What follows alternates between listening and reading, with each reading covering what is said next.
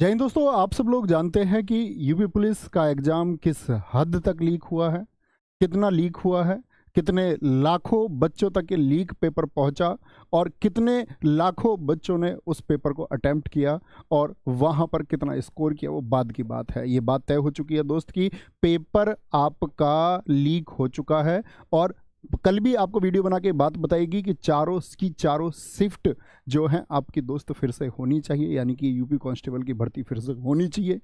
क्योंकि ऐसा नहीं हो सकता कि हम ये बोले किसी से कि भाई second shift second shift second shift, क्योंकि इससे दोस्त नुकसान सबका हो चुका है।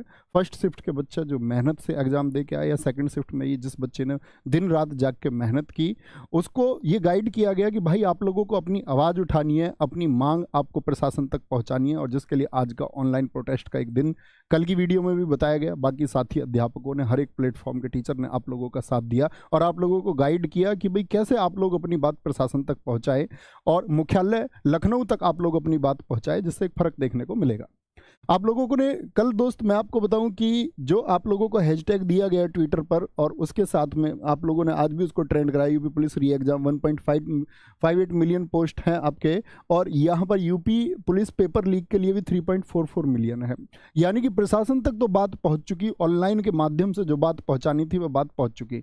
दूसरी बात आई थी कि जनप्रतिनिधियों को दोस्त आपका ज्ञापन दे के आना है। जनप्रतिनिधियों को ज्ञापन देने पहुंचे बहुत सारे बच्चे, बहुत सारे जनप्रतिनिधि कई जगह से मौजूद नहीं थे। बहुत सारे जनप्रतिनिधियों ने उसको एक्सेप्ट किया और छात्र वहां पर काफी संख्या में पहुंचे, भारी संख्या में पहुंचे। यानी कि आप लोगों की बात पहुंची शासन तक, और उसका दोस्त एक छोटा सा प्रभाव देखने को मिला। सब लोगों ने, विपक्ष के सभी नेतागणों ने, सब लोगों ने इसके लिए जहां जहां पर भी बात उठाई जा सकती थी वहां पर बात उठाई, ठीक है। और फिर आपका ये वो लेटर है साथ ही जो आपका विधायकों को छात्रों ने दिए जाकर के, ये सब प्रोसेस छात्रों ने किया, जो उनको कल गाइड किया गया कि भाई आप लोग अपनी बात को पहुंचाएंगे तो जरूर कुछ प्रभाव देखने को मिलेगा। तो एक नोटिस आता है, जिस नोटिस का मतलब था यूपी पुलिस भर्ती परीक्षा पेपर लीक को लेकर जांच कमेटी गठित। एक इंटरनल जांच कमेटी की बात आई, लेकिन दोस्त इंटरनल जांच कमेटी से ये तय नहीं हो जाता कि आपकी जो परीक्षा है वो चारों शिफ्ट रद्द हो जाएंगी, या आपकी ये जो परीक्षा हुई है ये कैंसिल हो जाएगी। इंटरनल जांच कमेटी का मतलब कि वो किस तरह की रिपोर्ट देंगे उस पर बिल्कुल आप लोग विश्वास नहीं कर सकते हैं, या उसके बारे में हम कुछ भी कहें तो बेकार होगा, क्योंकि उसका कोई मतलब नहीं है, क्योंकि ये किसी कोर्ट की निगरानी में होने वाली कोई जांच नहीं है। और जांच क्या करेंगे जब लाखों बच्चों तक पेपर पहुंच चुका है? तो इतने लाखों बच्चों की किस किस के माध्यम से, ना जाने किस किस ने शेयर किया, तो इतनी तो हम सब लोग जानते हैं कि दोस्त उन सब को पकड़ पाना ये बहुत मुश्किल है। आप किसी सॉल्वर को पकड़ सकते हैं, किसी दलाल को पकड़ सकते हैं, लेकिन उस दलाल की वजह से परीक्षा पर जो प्रभाव हुआ और मास स्केल में जो लाखों छात्रों को उसने प्रभावित किया है, जिन लाखों घरों को उसने प्रभावित किया है, उसको कभी भी आइडेंटिफाई हम नहीं कर सकते। ये बात तो तय हो जाती है, यानी कि इंटरनल जांच कमेटी। लेकिन आप लोगों ने जो प्रोसेस को फॉलो किया उसकी वजह से क्या है कि एक प्रभाव देखने को आप लोगों को मिला। अब बात आती है साथी, इतनी बात तो रही, आज हम लोगों ने आप लोगों के यहाँ बैठ करके सब लोगों ने प्लानिंग की कि भाई हम छात्रों को सिर्फ हम ये बोल दें कि एग्जाम लीक है, एग्जाम लीक है। हम बोले भर्ती परीक्षा दोबारा हो जानी चाहिए।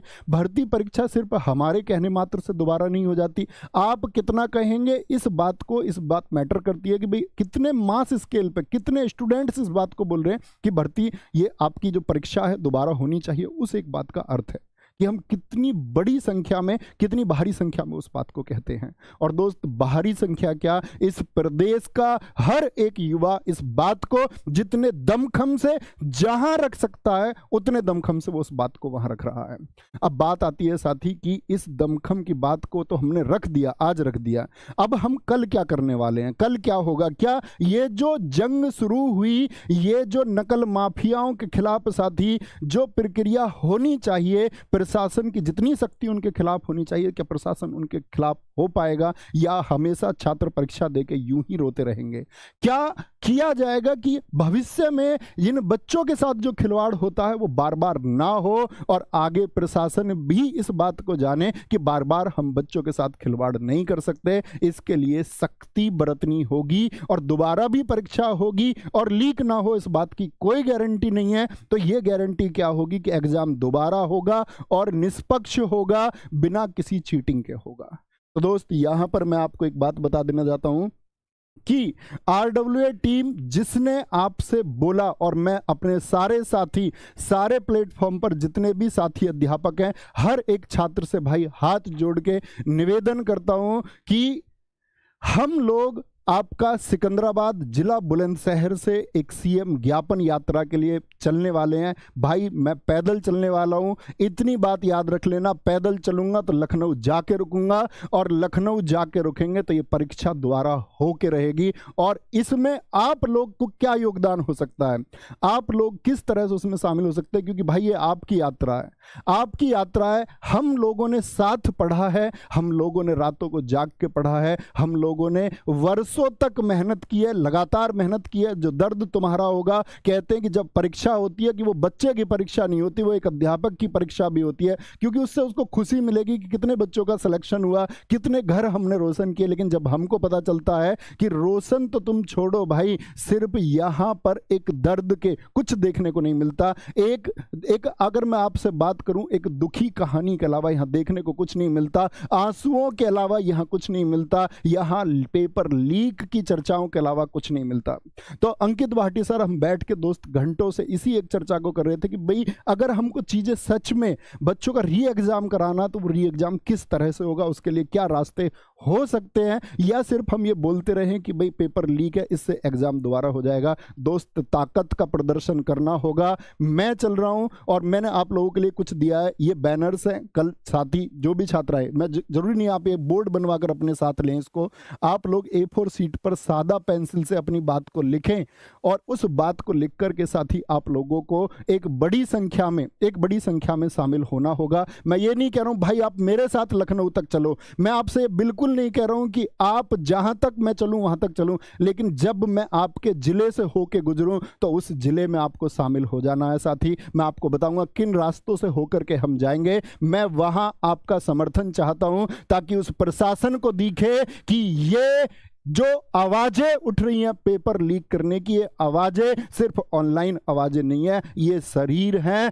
ये बर्बाद होता हुआ युवा जिसकी परीक्षा में लीक हो जाना उसकी बर्बादी का एकमात्र कारण है, ये सशरीर मौजूद है। उसका दर्द, उसका दुख तुमको देखना होगा, और अगर वो दर्द झलकता है, अगर तुम्हारे परिवार है, अगर तुम्हारे बच्चे हैं, तो तुम्हें ये देखना ही होगा, और इन बच्चों के लिए तुमको त्वरित डिसीजन लेना होगा। और तुम ये करके दिखाओगे तो हम मानेंगे कि हम किसी रक्षक के तले पल रहे हैं, इस प्रदेश में किसी व्यवस्था के तले हम पल रहे हैं। नहीं तो भाई इन झूठे सपनों को दिखाने का कोई मतलब नहीं है, इस झूठी व्यवस्था का कोई मतलब नहीं है। तो हमारी मांग सिर्फ एक रहेगी कि कल साथी आप लोग जिसके पास भी जिस तरह से वो मौजूद हो पाए, जिस जिले से होकर के, मैं आपको बता देता हूं कि आप लोगों को कल क्या काम करना है। मैं आपको समय बताऊंगा, साथ ही ये यात्रा कब शुरू होगी मैं बता देना चाहता हूं कि आप लोगों को कल क्या काम करना है। कल देखो भाई, मैं आपके सब जिलों में जाकर के आपके डीएम को ज्ञापन मैं नहीं दे सकता, इतना आप भी समझते होंगे।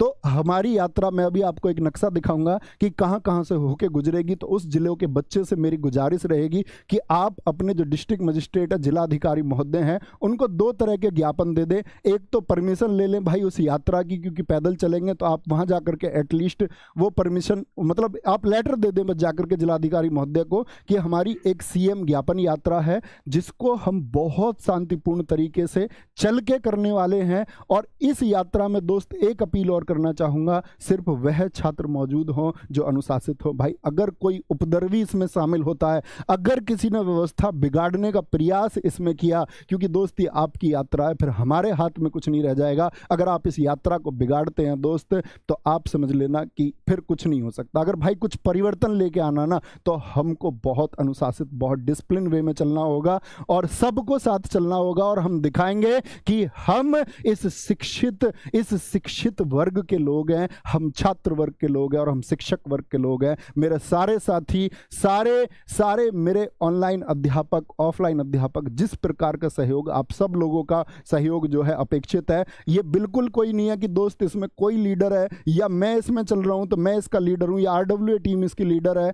आप में से प्रत्येक व्यक्ति के पास इसका नेतृत्व है, और कोई भी साथी अध्यापक चाहे कि इसका नेतृत्व वह करना चाहते हैं, तो सबको हाथ जोड़ के विनम्र हम आमंत्रित करते हैं इसके लिए कि आप आगे चलिए, हम आपके पीछे चलने को तैयार हैं, क्योंकि ये बच्चों के हक की आवाज है। और दोस्त कहते हैं ना कि अगर तुम शिक्षित हो तो फिर हक के लिए लड़ना होगा।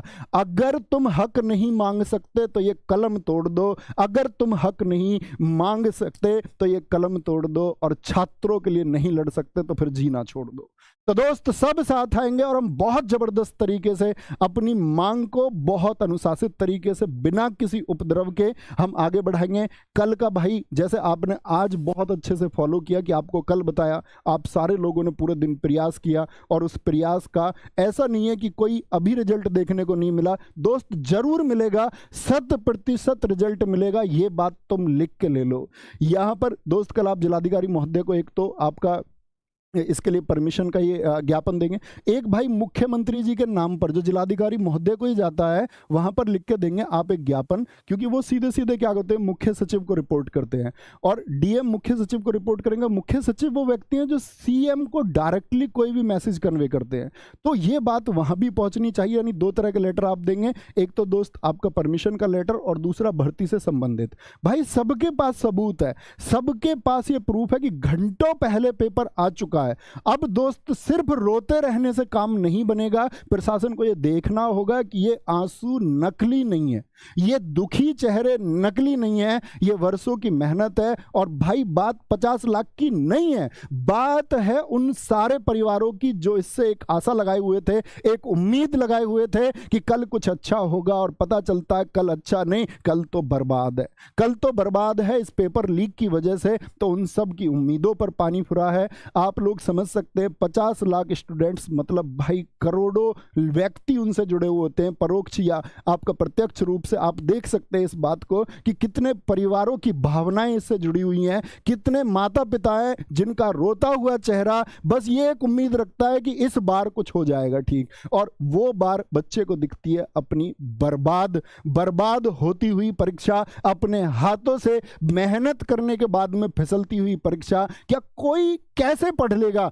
कोई किस हौसले के साथ हम उसको बोल देंगे कि भाई कल तुमको पेन पकड़ना, कल तुमको तैयारी करनी है। इतने मास स्केल पर चीटिंग, हाँ चीटिंग होती है, माना चीटिंग होती है, लेकिन आप जो भर्ती होने वाले बच्चे 60 के 60 हजार, वो चीटिंग वाले बच्चे तुम भर्ती कर देने की इस प्रोसेस में ये मान करके, ये सुन करके भी चुप बैठ जाते हो कि हम इसके बारे में कोई एक जांच करेंगे। बच्चे कैसे विश्वास करेंगे?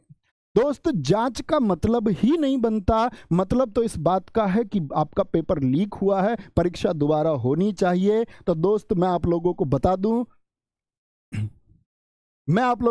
दूं कि भाई परसों मैं आपको बता दूं, यानी परसों 21 तारीख को सुबह 11 बजे ये यात्रा शुरू होने वाली है। भाई फिर से रिक्वेस्ट करूंगा मैं आप लोगों से कि ये देख सकते हैं आप, एक बार इसका स्क्रीनशॉट ले लेंगे। ये स्टार्ट होने वाली है सिकंदराबाद बाईपास, यानी कि जिला बुलंदशहर में, जहां लालपुर गांव, जुनेदपुर गांव और सुखलालपुर गांव है, इनके पास से सिकंदराबाद बाईपास से जिला बुलंदशहर से ये यात्रा शुरू होने जा रही है।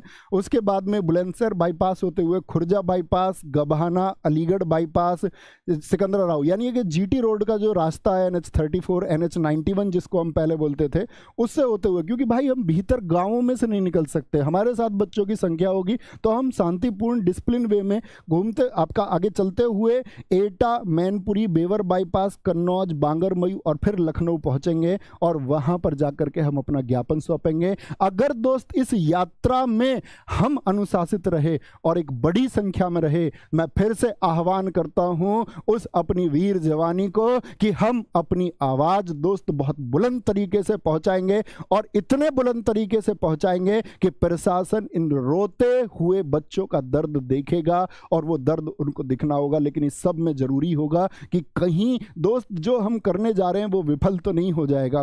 क्या हम उसको अनुशासन से कर भी पाएंगे? नहीं दोस्त, अगर उसमें गैर अनुशासित कोई भी बच्चा है तो आपकी जिम्मेदारी होगी कि वो गैर अनुशासित बच्चा, प्लीज मैं हाथ जोड़ कर रिक्वेस्ट करता हूं, आप मत आना।